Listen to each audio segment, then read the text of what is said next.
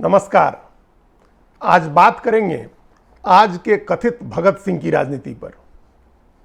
दिल्ली के उप मुख्यमंत्री मनीष सिसोदिया के खिलाफ जब सीबीआई ने छापा मारा तब भी उनको अरविंद केजरीवाल ने शहीद बताया था, और अब जब सीबीआई ने उनको पूछताछ के लिए बुलाया तो मनीष सिसोदिया को अरविंद केजरीवाल ने आज का भगत सिंह कहा, जिनके ऊपर शराब घोटाले का आरोप लगा है और जिनको सीबीआई ने पूछताछ के लिए बुलाया है। दूसरे एक अरविंद केजरीवाल के मंत्री हैं सत्येंद्र जैन, जो हवाला की गड़बड़ी के मामले में जेल में बंद हैं। उनको भी अरविंद केजरीवाल ने कहा कि ये आज के भगत सिंह हैं। तो ये भगत सिंह का बड़ा अपमान था, जिसके बारे में काफ़ी चर्चा भी हुई। अब सत्येंद्र जैन जेल में है, लेकिन जो दूसरे कथित भगत सिंह हैं मनीष सिसोदिया, वो राजनीति कर रहे हैं। जिस दिन सीबीआई ने उनसे पूछताछ की उसके अगले ही दिन वो गुजरात में रोड शो करने और रैली करने चले गए। वहाँ वो रोड शो कर रहे थे तो किसी रिपोर्टर ने उनसे पूछा कि उनकी पार्टी बिल्किस बानो के बलात्कारियों की रिहाई पर कुछ क्यों नहीं बोल रही है। इस पर मनीष सिसोदिया ने कहा कि यह हमारा मुद्दा नहीं है। सोचे ये कितनी शर्मनाक बात है कि जिनको आज का भगत सिंह बताया जा रहा है वो ये कह रहे हैं कि एक गर्भवती महिला के साथ बलात्कार हुआ था और उसके बलात्कारियों को समय से पहले जेल से रिहा कर दिया गया। इस पर बयान देना उनका काम नहीं है, ये उनका मुद्दा नहीं है। किसी महिला के अपमान का मुद्दा किसी का मुद्दा कैसे नहीं हो सकता है? ये हर व्यक्ति का मुद्दा होना चाहिए, चाहे वो महिला कोई भी हो, चाहे वो उत्तराखंड की अंकिता भंडारी हो या हाथरस की बेटी हो या गुजरात की बिल्किस बानो हो। जिसके साथ भी अन्याय हुआ है उसके लिए आवाज उठाना हर आदमी की जिम्मेदारी है। लेकिन मनीष सिसोदिया ने दो टूक अंदाज में कहा कि बिल्किस बानो के बलात्कारियों की रिहाई के बारे में बोलना मेरा काम नहीं है, हमारा मुद्दा नहीं है। हम स्कूल बनाने वाले हैं, हम अस्पताल बनाने वाले हैं। अब इससे बेसिर पैर का बयान क्या हो सकता है कि क्या स्कूल बनाने वाले और अस्पताल बनाने वाले महिलाओं के सम्मान का काम भी उसके साथ साथ नहीं कर सकते हैं? महिलाओं के सम्मान की बहाली का काम क्या स्कूल बनाने और अस्पताल बनाने के साथ साथ नहीं चल सकता है? जो अस्पताल बना रहा है या स्कूल बना रहा है वो सिर्फ वही काम करेगा। उसकी आंखों के सामने बलात्कारी रिहा होते रहेंगे और वो उस पर कोई टिप्पणी नहीं करेगा। वो भी एक ऐसा मामला है जिसके विरोध में बीजेपी के ही कई नेताओं ने सवाल उठाए। गुजरात में ही जब 11 लोगों में से 10 लोगों की समय से पहले रिहाई हुई तो साजिया इल्मी जो बीजेपी के नेता हैं उन्होंने इस पर सवाल उठाया। या जो अल्पेश ठाकोर हैं जो कांग्रेस छोड़ करके बीजेपी के साथ चले गए हैं, उन्होंने इस पर सवाल उठाया। उन्होंने कहा कि वो इसका समर्थन नहीं करते हैं। लेकिन न अरविंद केजरीवाल इसके ऊपर कुछ बोल रहे हैं और मनीष सिसोदिया ने तो दो टूक अंदाज में कह दिया कि ये हमारा मुद्दा नहीं है। अब इस तरह से जब इस तरह की बात करके क्या मनीष सिसोदिया भगत सिंह बनेंगे? भगत सिंह हर किस्म के अन्याय के खिलाफ खड़े होते थे, हर तरह के अन्याय का उन्होंने विरोध किया था। वो अंग्रेजी राज के खिलाफ लड़ रहे थे, दुनिया के सबसे ताकतवर साम्राज्य के खिलाफ लड़ रहे थे, और उसके साथ साथ देश के अंदर जो विषमता थी, जो आर्थिक विषमता थी, जो सामाजिक असमानता थी, जो छुआछूत था, जो भेदभाव था, उसके खिलाफ भी लड़ रहे थे।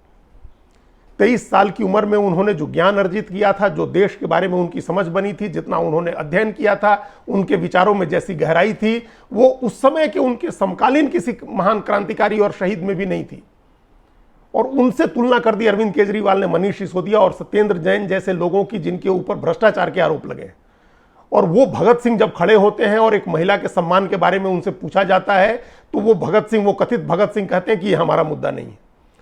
तो अब सवाल है कि बीजेपी के खिलाफ जब लड़ने गई है आम आदमी पार्टी, तो जो सबसे बड़ा मुद्दा आज का है, जिसको कांग्रेस पार्टी मुद्दा बना रही है, वो मुद्दा अगर आम आदमी पार्टी नहीं बनाएगी तो फिर वो क्या राजनीति करेगी?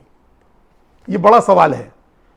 इसका मतलब है कि आम आदमी पार्टी भी उसी तरह की राजनीति कर रही है जिस तरह की राजनीति बीजेपी कर रही है। वो सिर्फ और सिर्फ हिंदू वोट की राजनीति कर रही है। व्यापक बहुसंख्यक हिंदू समाज को, वहां चूंकि मुस्लिम आबादी 10% के करीब है, तो उसके ऊपर ध्यान नहीं देना है। उसके बदले 90% हिंदू आबादी है, उसकी राजनीति करनी है। अब सवाल है कि क्या ये राजनीति बीजेपी को नुकसान पहुंचाएगी? आम आदमी पार्टी अगर हिंदू की राजनीति करती है, वो भी उसी जुबान में बोलती है जिस जुबान में बीजेपी बोलती है, तो क्या इसका नुकसान बीजेपी को होगा या बीजेपी को इसका भी फायदा होगा?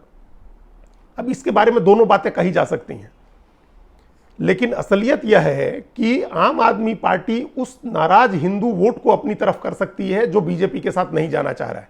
या 25 साल से ज़्यादा समय से जो बीजेपी के खिलाफ अगर कोई एंटी इनकम्बेंसी बनी है वहाँ, तो उसमें जो हिंदू है, जो कांग्रेस के साथ भी नहीं जाना चाहता है, उसको एक प्लेटफॉर्म आम आदमी पार्टी दे रही है।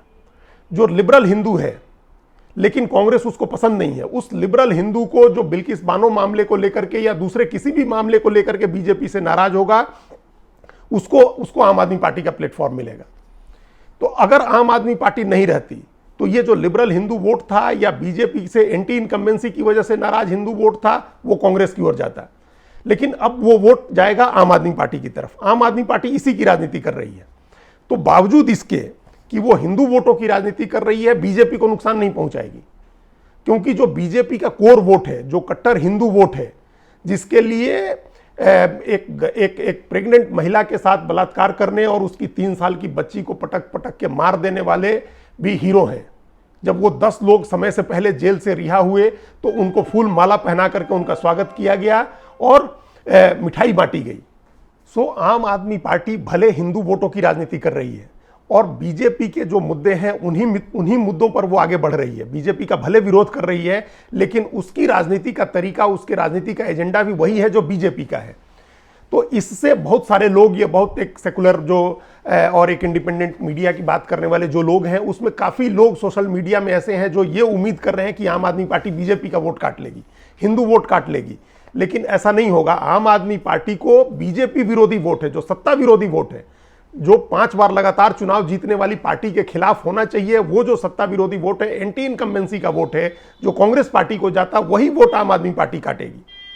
हो सकता है कि ये बीजेपी के एजेंडे को करने पर और किसी मुस्लिम विक्टिम को लेकर के कोई बयान नहीं देने की वजह से कुछ हिंदू वोट और कुछ बीजेपी का वोट भी आम आदमी पार्टी को मिले, लेकिन उसकी संख्या बहुत कम होगी।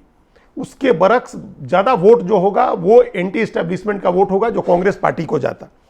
आम आदमी पार्टी ने अपनी राजनीति का एजेंडा बहुत साफ कर दिया है। ये बिल्किस बानो का मामला अकेला नहीं है जिस पर आम आदमी पार्टी ने चुप्पी साधी। उसके किसी बड़े नेता ने इस पर बयान नहीं दिया।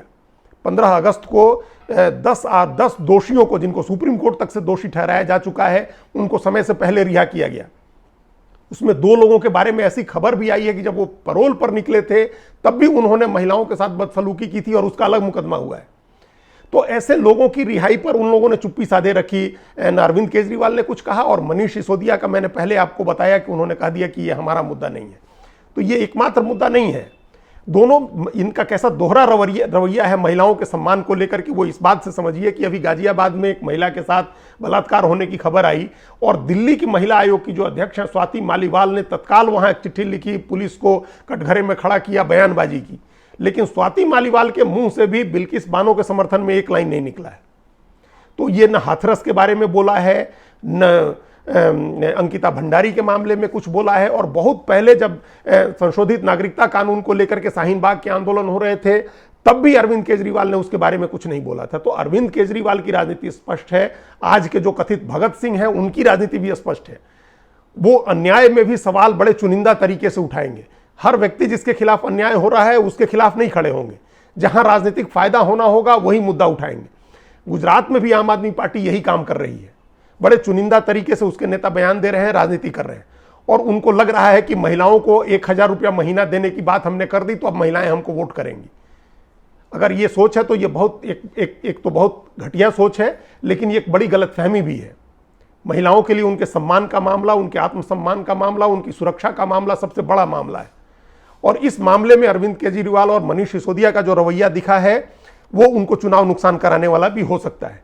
लेकिन अभी जो पहली नज़र में राजनीति है इस पार्टी की, वो ये दिख रही है कि एक पढ़ी लिखी भारतीय जनता पार्टी, एक थोड़ी ज़्यादा संभ्रांत भारतीय जनता पार्टी या सुसंस्कृत भारतीय जनता पार्टी की तरह गुजरात में जाकर के आम आदमी पार्टी राजनीति कर रही है। लेकिन इसका भी नुकसान ये नोट रखें कि भारतीय जनता पार्टी को नहीं होगा, कांग्रेस पार्टी को ही होगा। धन्यवाद।